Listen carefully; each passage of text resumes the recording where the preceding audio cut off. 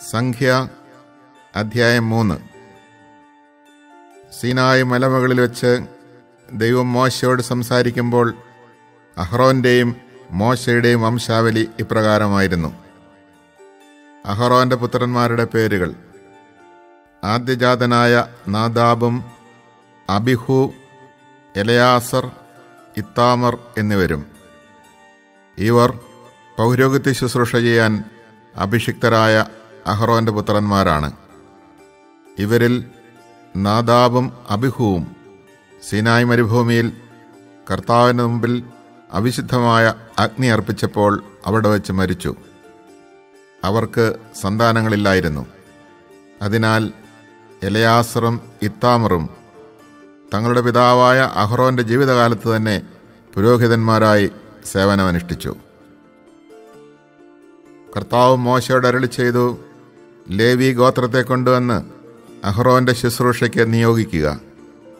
അവർ കൂടാരത്തിൽ ശുശ്രൂഷ ചെയ്യുന്നതോടൊപ്പം സമാഗമ കൂടാരത്തിന് മുമ്പിൽ അഹ്റോനും സമൂഹത്തിനും വേണ്ടി സേവനമനുഷ്ഠിക്കട്ടെ.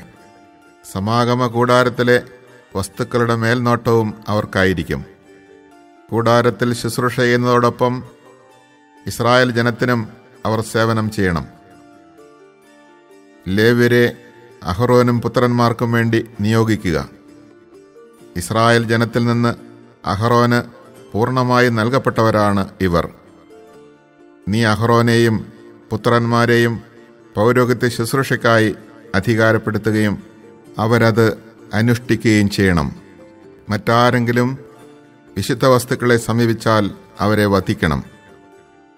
കർത്താവ് മോശയോട് അരുളിച്ചെയ്തു, ഇസ്രായേലിലെ ആദ്യജാതന്മാർക്ക് പകരം ഞാൻ ലേവ്യരെ തിരഞ്ഞെടുത്തിരിക്കുന്നു. അവർ എനിക്കുള്ളവരാണ്. എന്തെന്നാൽ കടിഞ്ഞൂൽ പുത്രന്മാരെല്ലാം എൻ്റേതാണ്. ഈജിപ്തുകാരുടെ ആദ്യജാതന്മാരെ നിഗ്രഹിച്ചപ്പോൾ ഇസ്രായേലിലെ മനുഷ്യരുടെയും മൃഗങ്ങളുടെയും കടിഞ്ഞൂൽ സന്താനങ്ങളെ എനിക്കായി ഞാൻ മാറ്റി നിർത്തി. അവർ എൻ്റെ സ്വന്തമാണ്. ഞാനാണ് കർത്താവ്.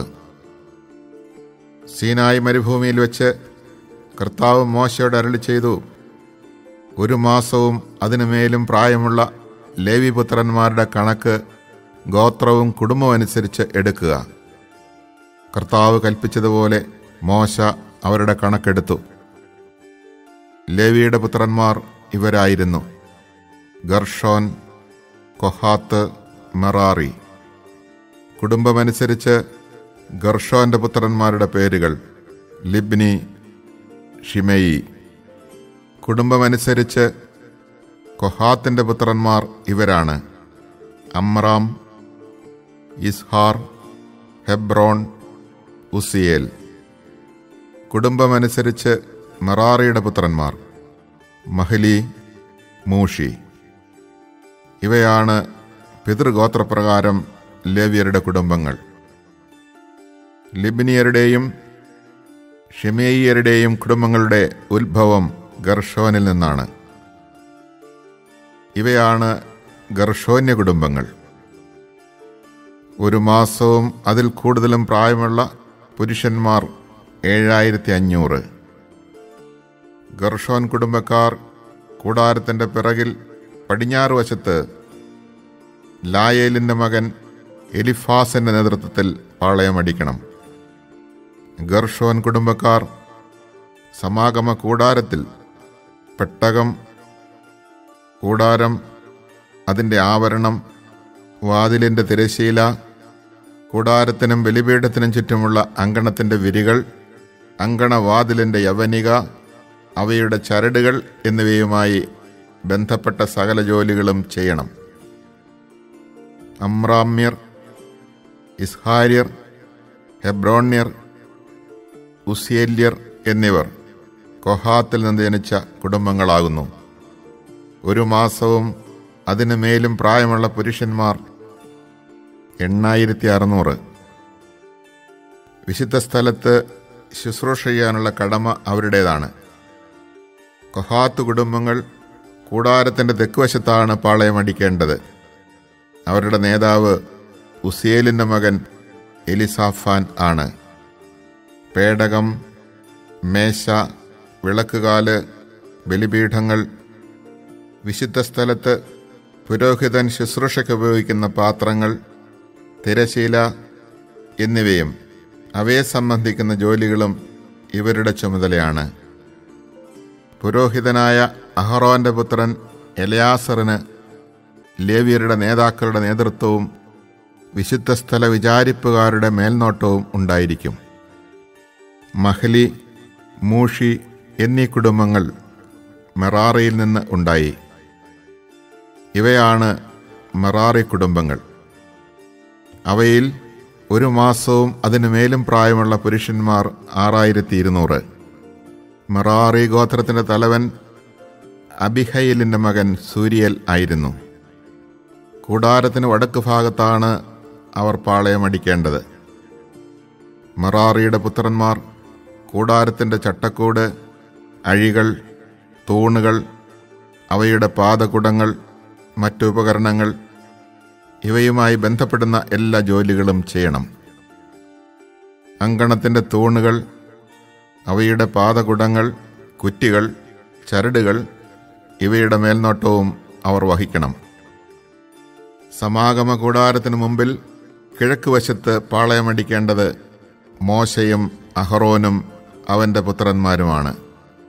വിശുദ്ധ സ്ഥലത്ത് ഇസ്രായേൽ ജനത്തിനു വേണ്ടി നിർവഹിക്കേണ്ട എല്ലാ ആരാധനയുടെയും ചുമതല അവർക്കാണ്. മറ്റാരെങ്കിലും അതിന് മുതിർന്നാൽ അവനെ വധിക്കണം.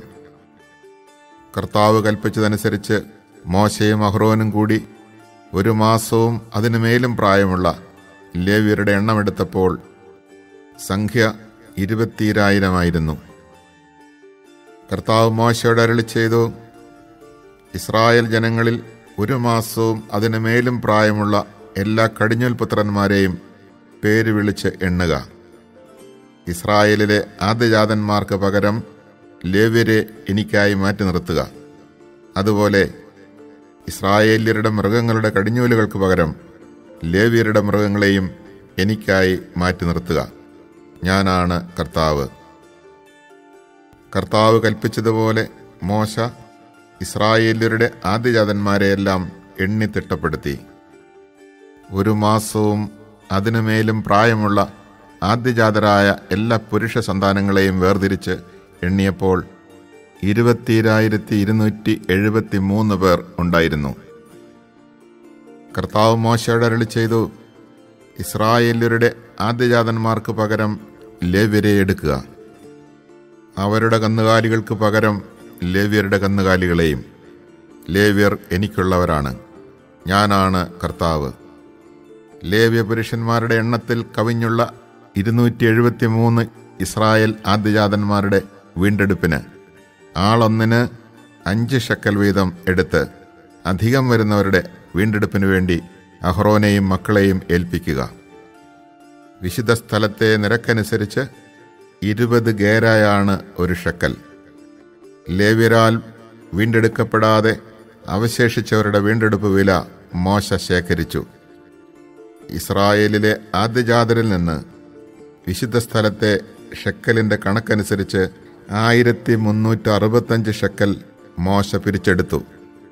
കർത്താവിൻ്റെ കൽപ്പനയനുസരിച്ച് മോശ വീണ്ടെടുപ്പ് വില അഹ്റോനെയും മക്കളെയും ഏൽപ്പിച്ചു. Chapter 3. The following were the descendants of Aaron and Moses at the time that the Lord spoke to Moses on Mount Sinai. The sons of Aaron were Nadab, his firstborn, Abihu, Eleazar, and Ithamar. These are the names of the sons of Aaron, the anointed priests who were ordained to exercise the priesthood. But when Nadab and Abihu offered profane fire before the Lord in the desert of Sinai, they met death in the presence of the Lord, and left no sons.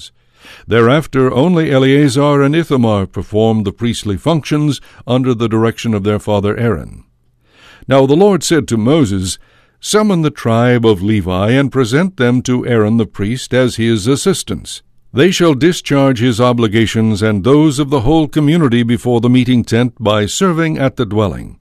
They shall have custody of all the furnishings of the meeting tent and discharge the duties of the Israelites in the service of the dwelling. You shall give the Levites to Aaron and his sons. They have been set aside from among the Israelites as dedicated to me. But only Aaron and his descendants shall you appoint to have charge of the priestly functions. Any layman who comes near shall be put to death." The Lord said to Moses, "It is I who have chosen the Levites from the Israelites in place of every firstborn that opens the womb among the Israelites.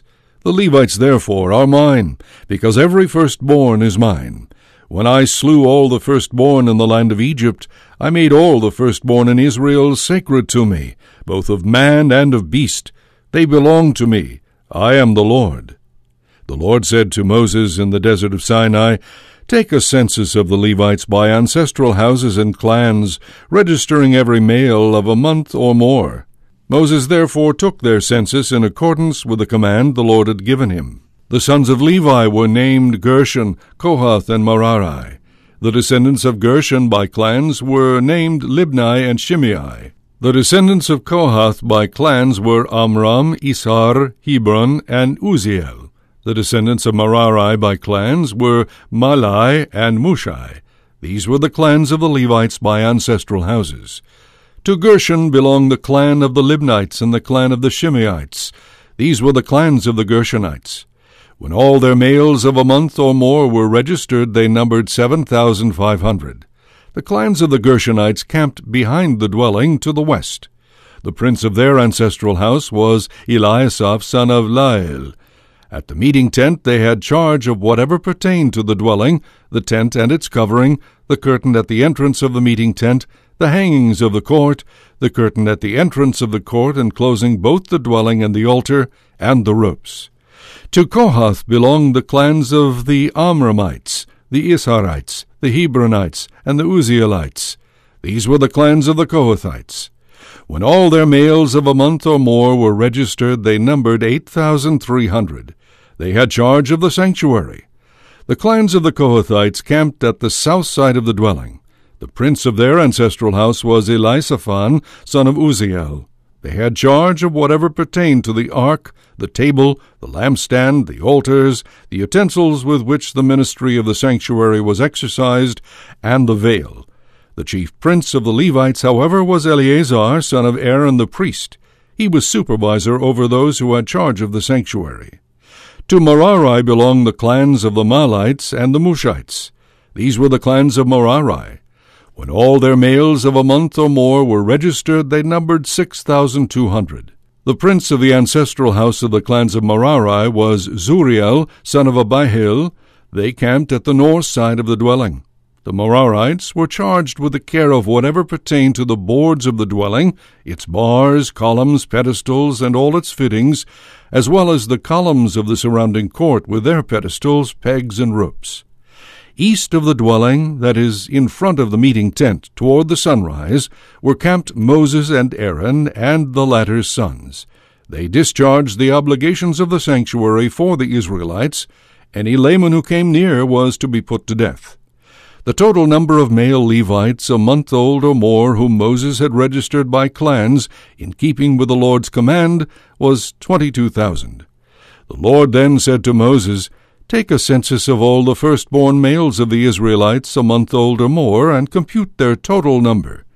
Then assign the Levites to me, the Lord, in place of all the firstborn of the Israelites, as well as their cattle, in place of all the firstborn among the cattle of the Israelites."